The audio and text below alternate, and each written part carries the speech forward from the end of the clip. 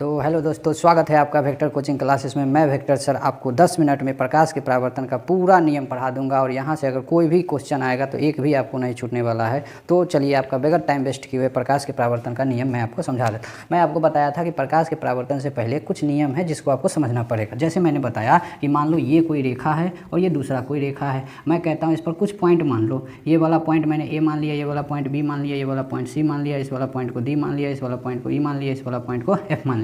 अब मैं कहता हूँ अगर ये यानी ए से डी, बी से ई और सी से क्या होगा एफ, ये दूरियां अगर बराबर हुई, ये दूरियां क्या हुई, बराबर हुई, तो ऐसे दो लाइन को मैं क्या कहता हूँ, पैरेलल लाइन यानी समांतर रेखा कहता हूँ। ठीक है, आपको ये समझ में आ गया कि दो लाइन होगा, उनके बीच में कहीं भी किसी भी पॉइंट पर अगर मैं दूरी नापूं, अगर दूरी समान निकला तो मैं कहूँगा उसको पैरेलल लाइन है। ठीक है जी। अब मैं क्या कहता हूँ, अब मैं क्या करता हूँ कि दो लाइन फिर से लेता हूँ, एक लाइन L1 और दूसरा लाइन मैं ले लेता हूँ L2 और एक तीसरा लाइन किसी एंगल पर मैं इसको L3 लाइन को क्या कर देता हूँ, इंसिडेंट करवा देता हूँ, कट करवा देता हूँ दोनों पैरेलल लाइन। अब आप क्या देखेंगे, अब आप ये देखेंगे कि मैं क्या कहता हूँ कि ये एंगल अगर अल्फ़ा है, ये वाला एंगल कितना है, अल्फ़ा है, तो अकॉर्डिंग टू एकांतर कोण, जिसको मैं कहता हूँ अल्टरनेट एंगल के कारण, कि जहाँ भी जेड प्रकार की आकृति बनती है तो बताओ जेड में क्या गो वर्टेक्स हुआ, दो वर्टेक्स हुआ, तो कहा जाता है ये वाला एंगल अगर थीटा है तो ये वाला भी एंगल क्या होगा, थीटा होगा। ये कौन कहता है, तो अल्टरनेट एंगल कहता है, एकांतर कोण कहता है। तो ये वाला एंगल अगर मुझे बताओ तो ये देखो, ये जेड आकार की आकृति बन रही है कि नहीं, ये वाला अगर कोण कितना है, अल्फ़ा है, तो ये वाला भी कोण क्या होगा, अल्फ़ा हो। तो ये अगर अल्फ़ा है तो ये भी अल्फ़ा होगा। क्यों हुआ, एकांतर कोण के कारण हुआ। और एक एंगल आता है जिसका नाम होता है कॉरस्पॉन्डिंग एंगल, जिसको मैं कहता हूँ संगत कोण। संगत कोण कहता है कि देखो ये लाइन है, इस लाइन के राइट साइड में है तो ये वाला आपको राइट साइड वाला लेना है, और कहता है कि लाइन के ऊपर है तो ये वाला एंगल अगर अल्फ़ा है तो संगत कोण क्या कहता है, संगत कोण क्या कहता है कि इस लाइन के ऊपर वाला, लाइन वाला हिस्सा में अगर ये वाला एंगल लाइन के ऊपर है तो ये भी एंगल क्या होगा, लाइन के ऊपर ही होगा और सेम साइड होगा। दैट मीन्स ये वाला भी एंगल कितना होगा, अल्फ़ा होगा। क्यों, क्योंकि क्या हुआ, संगत कोण के कारण हुआ, कॉरस्पॉन्डिंग एंगल के कारण। ये अल्फा किसके कारण हुआ है, तो एकांतर कोण के कारण होगा। और तीसरा नियम ये कहता है कि मान लो ये कोई दो पैरेलल लाइन है, एक दूसरे को कट कर देता है, मान लो पी पॉइंट पर ये वाला एंगल थीटा है तो ये वाला भी एंगल थीटा होगा। क्यों, तो ये होता है वर्टिकल अपोजिट एंगल के कारण, शीर्षाभिमुख कोण के कारण होता है। ठीक है, इतना आपको एंगल के बारे में नॉलेज होना चाहिए, फिर आप प्रकाश के परावर्तन के नियम को समझेंगे तो आपको समझ में आ जाएगा। तो इतना मैंने आपको बता दिया। उसके बाद आपको एक छोटा सा नियम है जिसको आपको समझ में आ जाना चाहिए। फिर मैंने लिखा कि प्रकाश के परावर्तन के नियम होते क्या है, तो मैंने कहा कि प्रकाश के परावर्तन का जो नियम होता है वो प्लेन में होता है, किसी न किसी सतह में होता है। और सतह का मतलब होता है एरिया, एरिया का मतलब होता है कि मान लो ये कोई स्क्वायर है तो ये कुछ एरिया कवर करेगा, तो मैं क्या करूँगा, इस पर कोऑर्डिनेट एक्सिस ड्रॉ कर दूंगा, निर्देशांक ज्योमेट्री जो होता है उसको मैं ड्रॉ कर दूंगा, तो आप कहेंगे ये वाला x हुआ, ये वाला क्या हुआ, y हुआ। तो इतना जो जगह कवर किया है वो कौन सा प्लेन में हुआ है, तो xy प्लेन में हुआ।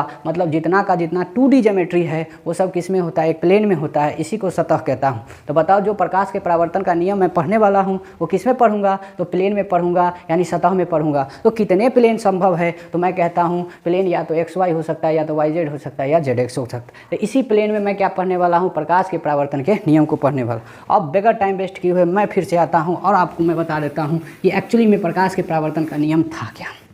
तो देखो, प्रकाश के परावर्तन का नियम क्या कहता है कि आपको एक सरफेस लेना है, ऐसा सरफेस लेना है जो कि चिकना होना चाहिए। तो सबसे चिकना सरफेस में अगर आपको कुछ मिलेगा तो आप क्या ले लोगे, एक दर्पण ले लोगे, यानी एक प्लेन ले लोगे। क्या ले लोगे जी, प्लेन ले लोगे। और ये सन है, इससे क्या होगा, यही हमारा नेचुरल सोर्स है प्रकाश का। अब यहाँ से क्या निकलेगा, प्रकाश निकला। और मैंने आपको बताया था कि जो प्रकाश होती है वो सीधी रेखा में गमन करती है। तो देखो यहाँ से क्या निकलेगा, प्रकाश निकलेगा और यूँ चलेगा, सीधी रेखा में चलेगा। अब ये अगर यहाँ पर मैं आपको बैठा दूँ तो आपको क्या लगेगा कि ये जो से प्रकाश है वो इधर की ओर आ रही है, मेरी ओर आ रही। तो आने वाला किरण है ना, इसलिए इसका नाम पड़ता है आपतित किरण। क्या पड़ जाता है, तो आपतित किरण इसका नाम पड़ जाता है, आपतित किरण इसका नाम पड़ जाता है। इसको कह देता हूँ इंसिडेंट एंगल, इंसिडेंट एंगल कह रहा हूँ, इंसिडेंट रे कह देता हूँ। और अच्छी बात ये होती है कि बच्चा ये जो है, ये किरण जो है वो आपतित किरण है। और ये बात ये हो जाती है कि यहाँ जो प्रकाश है उसको मैं यहाँ पर क्या मानूंगा, तो प्रकाश को मैं यहाँ पे मानने वाला हूँ कण, फोटोन। जैसे मैं कहूँगा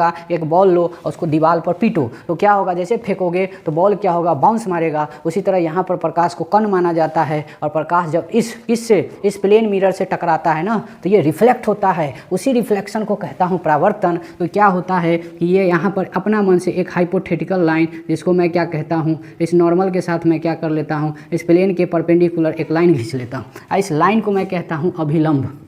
इसका नाम क्या हो जाता है बच्चा, अभिलंब। इसको इंग्लिश में क्या कहा जाता है, नॉर्मल कहा जाता है। और दूसरा बात मैं आपको ये बताया हूँ कि अच्छी बात ये होती है कि ये अगर नॉर्मल है, ये क्या है बच्चा, ये नॉर्मल है, तो ये आने वाला किरण है, इसको मैं क्या कहता हूँ, आपतित किरण कहता हूँ। डैट मीन्स नॉर्मल से बनाया गया ये जो कोण हुआ, इसको मैं कहता हूँ आपतन कोण। इसको थीटा आई से डिनोट कर देता हूँ। और मैंने बताया क्योंकि यहाँ पर प्रकाश जो है वो कण है तो क्या करेगा, बाउंस बैक मारेगा, रिफ्लेक्ट होगा, बाहर भागेगा। डैट मीन्स यहाँ से भागेगा और भागता है तो कुछ ऐसे निकलता है, ऐसे की ओर निकल जाता है। तो यहाँ से देखने वाला आदमी इस किरण को अगर देखेगा तो क्या कहेगा बच्चा, ये इस किरण को देखने पर इसको क्या लगेगा कि ये किरण जो है मुझसे दूर जा रही है। ये किरण आ रही थी इसलिए इसका नाम पड़ा आपतित किरण, ये मुझे दूर जा रही है इसलिए इसका नाम पड़ जाता है परावर्तित किरण बोल देता है। इसको मैं क्या कह देता हूँ, रिफ्लेक्टेड, है ना, रिफ्लेक्टेड रे कह देता हूँ, रिफ्लेक्टेड रे कह देता हूँ बच्चा, इसको मैं कह देता हूँ रिफ्लेक्टेड रे। और परावर्तन के कारण, अब देखो मैंने बताया था ये जो किरण है, ये जो कोण है वो कहाँ से लेना है, ये जो कोण है वो कहाँ से लेना है, अभिलंब से लेना है। दैट मीन्स ये वाला कोण जो होगा, ये वाला कोण आपका क्या होगा, थीटा यानी आपतित किरण होगा। उसी तरह परावर्तन कोण जो होगा वो कहाँ से लोगे, तो ये अभिलंब से लेना है, ये वाला भी कोण क्या होगा, परावर्तन कोण होगा। और फिर मैंने आपको बताया था नियम ये देखा गया, जब एक्सपेरिमेंट किया गया, जब कोण उनको मापा गया तो देखा ये गया ये थीटा आई थीटा आर के बराबर हो जाता है। यही प्रकाश के परावर्तन का दूसरा नियम है, इसको हम क्या कहते हैं, आपतन कोण परावर्तन कोण के क्या हो जाता है बच्चा, बराबर हो जाता है। तो सर ये बताओ कि पहला नियम क्या था, तो बच्चा मैं आपको शुरू होने से पहले ही बता दिया था कि प्रकाश के परावर्तन का पहला नियम क्या था। मैंने बोलता है प्रकाश के परावर्तन का पहला नियम कहता है कि आपतित किरण, परावर्तित किरण और अभिलंब तीनों एक ही सतह में होता है। तो मुझे ये बता बच्चा, क्या मैं यहाँ पर एक्स वाई प्लेन ड्रॉ कर दूंगा तो ये एक्स हो गया, ये वाई हो गया, तो क्या ये पूरा का पूरा सिस्टम एक्स वाई प्लेन में नहीं हो गया, क्या ये पूरा एरिया कवर नहीं कर रहा है, क्या ये सतह नहीं है, यस ये सतह है, एक्स वाई प्लेन है। दैट मीन्स मैं ये जो रट रहा हूँ कि प्रकाश के परावर्तन का पहला नियम है कि आपतित किरण, परावर्तित किरण, अभिलंब एक ही तल में होता है। देखो ये एक सतह में तो है, इसमें रटने वाला क्या है। और दूसरा नंबर क्या कहता है, दूसरा नियम कहता है कि थीटा आई थीटा आर के बराबर होता है, यानी आपतन कोण परावर्तन कोण के बराबर होता है। यही आपका क्या है, लॉ ऑफ रिफ्लेक्शन है। और मैं आपको बता दूं, यहाँ पर अगर मैं लिखने का कोशिश करूँगा लॉ को, तो मैं कहूँगा आप जानबे करते हो कि इंसिडेंट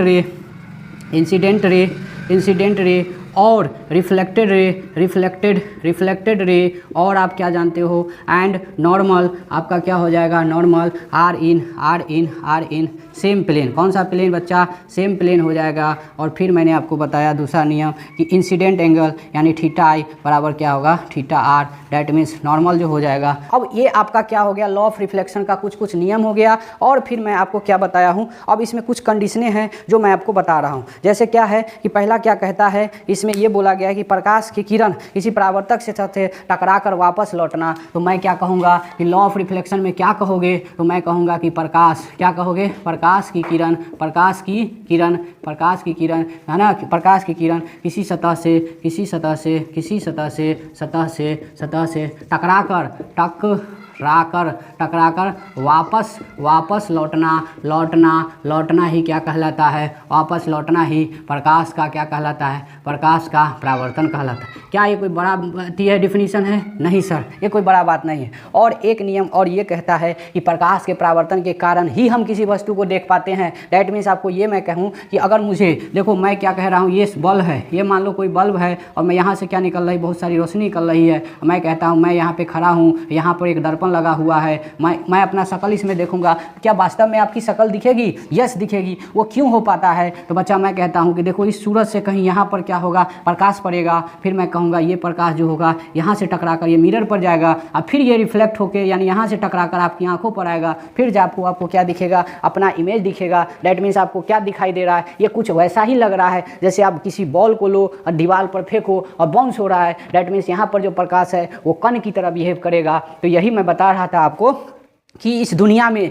जो भी इमेज मुझे दिखाई दे रहा है, इस दुनिया में जो भी मुझे इमेज दिखाई दे रहा है वो इसलिए दिखाई दे रहा है क्योंकि ये दुनिया जो है वो लॉ ऑफ रिफ्लेक्शन यानी प्रकाश के परावर्तन के नियम को क्या करता है, फॉलो करता है। अगर ये नियम प्रकाश के परावर्तन, ये दुनिया जो है प्रकाश के परावर्तन के नियम को अगर साबित न करे, फॉलो न करे, तो बच्चा याद रखना ये दुनिया जो है हमें अंधकार दिखाई देगा। मतलब आपको ऐसा लगेगा कि मानो आपको क्या दिखेगा कि प्रकाश तो है पर वो क्या दिखाई देगा, वस्तुएं आपको नहीं दिखाई देगा। जैसे रात में मानो कि आप क्या होगा, पूरा ब्लैक एंड व्हाइट, जैसे मैं ऐसे समझो कि पूरा शहर का क्या होगा, बिजली गायब हो गया है ना, तो वो पुराना परंपरा आपको क्या हो जाएगा, याद आ जाएगा। उस तरह से आप बिहेव करना स्टार्ट कर दोगे। इसलिए इस दुनिया में अगर वस्तु दिखाई दे रहा है, दैट मीन्स क्या है, प्रकाश के परावर्तन यानी लॉ ऑफ रिफ्लेक्शन फॉलो हो रहा है। ठीक है जी। और मैंने आपको ये बताया है कि आप मुझे ये बताओ कि मैं ये कहता हूँ कि बताओ ये कौन सा माध्यम है बच्चा, ये मेरे बच्चा ये क्या है, एयर है। और मैं कहता हूँ यहाँ भी कौन सा, ये माध्यम जो किरण चल रही है, हवा है यहाँ पर, यस सर ये हवा है। और इसमें जो प्रकाश गई है ये भी कौन सा माध्यम है बच्चा, ये भी क्या है, एयर है। अब मैं आपको ये कह रहा हूँ कि मुझे ये बताओ,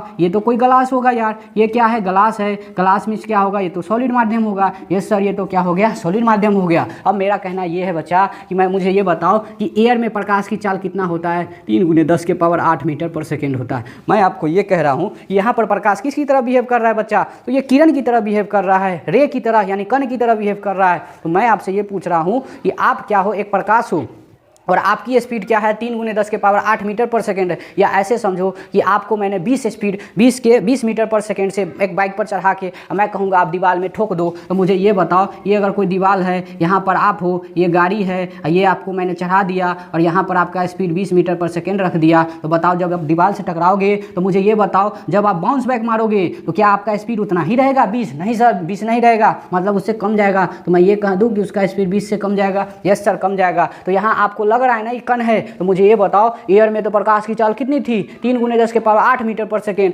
जब ये प्लेन से टकराएगा यानी सॉलिड से टकराएगा, यानी वही वाला गिलास से टकराएगा, यानी दीवार से टकराएगा, तो मुझे बताओ ये जो परावर्तित किरण थी, जो जाने वाली किरण थी, क्या उसका स्पीड भी 3 × 10⁸ मीटर पर सेकेंड होगा ना सर? अब तो समझ में आ रहा नहीं होगा। दैट मीन इस किरण की स्पीड कितना होगा, लेस देन 3 × 10⁸ मीटर पर सेकेंड हो जाएगा। तो मैंने आपको ये भी बता दिया कि प्रकाश के परावर्तन के कारण जो प्रकाश की गति है वो क्या हो जाती है, कम जाती है। लेकिन यहीं पर क्वेश्चन आ जाता है कि बताइए कि प्रकाश के परावर्तन के कारण अगर प्रकाश की गति कम जाती है तो क्या प्रकाश का वेवलेंथ दैट मीन्स लैम्डा और इसकी फ्रीक्वेंसी में भी चेंजिंग होगी?